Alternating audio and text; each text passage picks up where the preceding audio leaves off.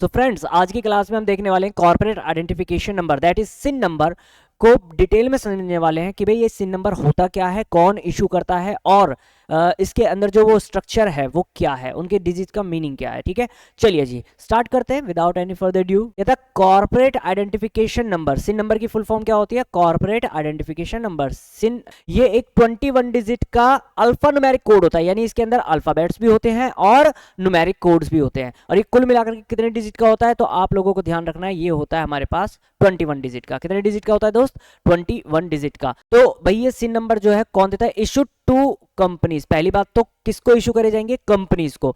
Incorporated with in the country. तो simple सी बात है भाई, अगर कोई कंपनी हमारे इंडिया में इनकॉर्पोरेट हुई है as per the companies act 2013 companies law, तो बीइंग रजिस्टर्ड, अब रजिस्टर्ड हो गई है और कहां कौन रजिस्टर्ड करेगा? ROC, that is registrar of companies.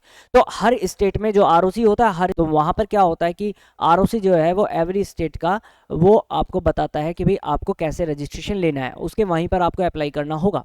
तो आरओसी जो है वो across the India under MCA. MCA क्या है यहाँ पर? Ministry of corporate affairs. आपको पता है ना, कंपनी जो इनकॉर्पोरेट की जाती है वो मिनिस्ट्री ऑफ कॉर्पोरेट अफेयर्स के अंदर ही इनकॉर्पोरेट की जाती है। ठीक है, अब जो सिन नंबर है that is corporate identification number, ये हर एक कंपनी को मेंशन करना ही पड़ेगा।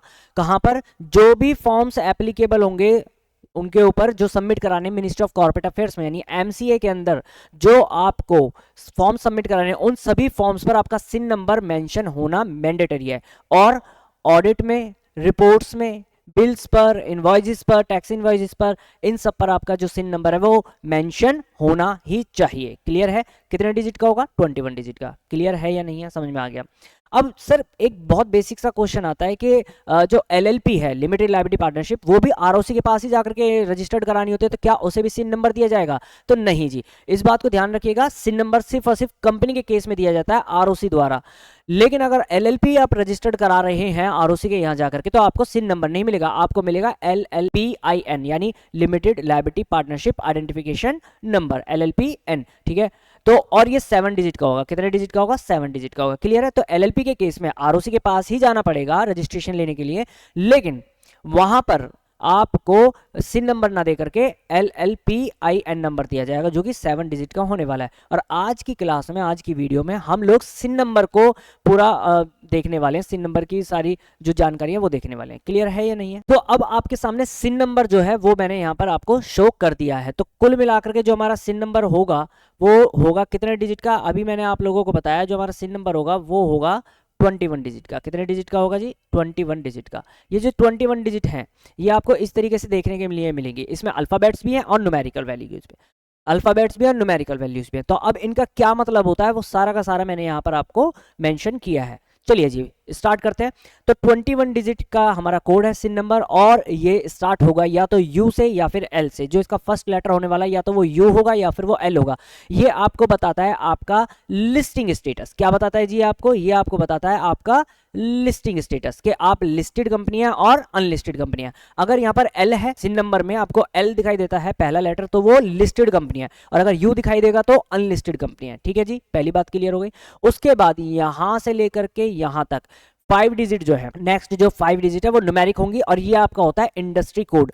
इंडस्ट्री कोड कहने का मतलब टेलीकम्युनिकेशन इंडस्ट्री के लिए अलग कोड है, जो कि मिनिस्ट्री ऑफ कॉर्पोरेट अफेयर्स ने अलग अलग कैटेगरी बना रखी है, और टेक्सटाइल इंडस्ट्री के लिए अलग है, और आपका इंफ्रास्ट्रक्चर कंपनी के लिए अलग है।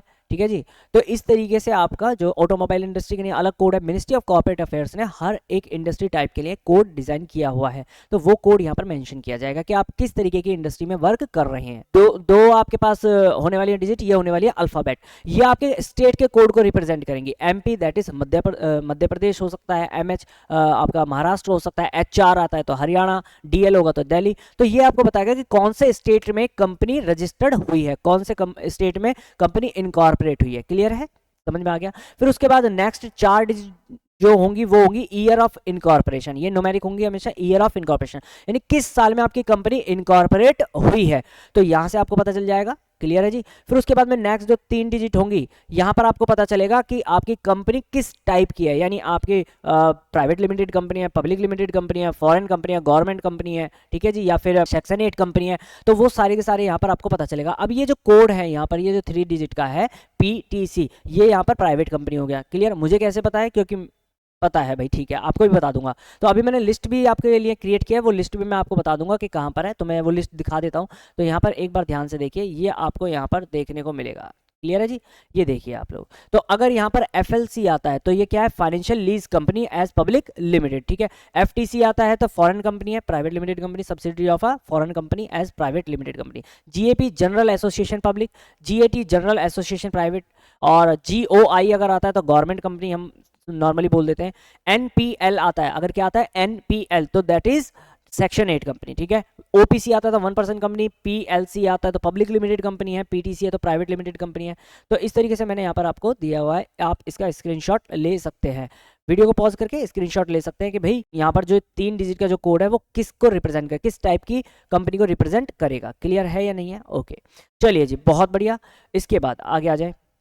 नेक्स्ट जो यहाँ से लेकर के यहाँ तक जो कोड है, ये आपका 6 डिजिट के न्यूमेरिक वैल्यूज होंगी, और ये आपको ROC साहब देंगे। कौन देंगे? ROC साहब देंगे। और ये आपका ऑनरशिप नंबर होगा या फिर आपका रजिस्ट्रेशन नंबर होगा। मेरी बात सुनिएगा ध्यान से, बहुत ध्यान से सुनिएगा। हो सकता है सेम टाइप ऑफ इंडस्ट्री का कोड यहां से लेकर के और यहां तक सेम हो, दो कंपनी है, दोनों कंपनीज का कोड जो है वो यहां से लेकर के यहां तक सेम हो। क्यों? देखिए, सेम अगर आप लिस्टेड कंपनी है तो दूसरी कंपनी में लिस्टेड हो सकती है, तो यहाँ पर क्या आ जाएगा? L। Same type of industry में वर्क कर रहे हैं, आप भी ऑटोमोबाइल में काम कर रहे हैं, वो भी ऑटोमोबाइल में काम कर रहे हैं, तो ये जो कोड है ये भी सेम रहेगा। वो भी सेम स्टेट में काम कर रहे हैं, आप भी सेम स्टेट में काम कर रहे हैं, तो लेट सपोज अब दिल्ली की बात करते हैं तो यहाँ DL आ जाएगा और उनका भी DL ही आएगा, तो यहाँ तक सेम हो गया कोड। वो भी 2021 में इनकॉर्पोरेट हुए थे, आप भी 2021 में इनकॉर्पोरेट हुए, तो यहाँ पर ईयर ऑफ इनकॉर्पोरेशन भी 2021 ही आएगा, यहाँ तक भी सेम हो गया कोड। उसके बाद वो भी हो सकता है प्राइवेट लिमिटेड कंपनी हो, आप भी प्राइवेट लिमिटेड है, तो यहाँ PTC आ जाएगा दोनों के केस में, तो यहाँ तक कोड दोनों कंपनीज का सेम हो जाएगा कि नहीं हो जाएगा। तो फिर आइडेंटिफाई कैसे करेंगे? ROC साहब कैसे आइडेंटिफाई करेंगे ये कौन सी कंपनी है और ये कौन सी कंपनी है? तो ROC साहब जो है एक यूनिक कोड बनाते हैं यहाँ पर 6 डिजिट का, ये हर किसी कंपनी का अलग नंबर होता है, ठीक है, ताकि सिन नंबर अलग हो पाए। बात क्लियर है या नहीं है? आई थिंक अब आपको क्लियर हो गया होगा सिन नंबर के बारे में। अगर यहाँ तक आपको समझ में आया है तो भाई वीडियो को लाइक ज़रूर कर दीजिएगा, और अगर कोई डाउट हो तो आप कमेंट सेक्शन में पूछ सकते हैं मुझसे। ऐसी ही लेटेस्ट अपडेट वीडियोस के लिए आप हमारे चैनल को सब्सक्राइब कर सकते हैं और बेल आइकन को प्रेस ज़रूर कर लीजिएगा, so that you will not miss any further update. So thank you so much for watching this video and keep learning.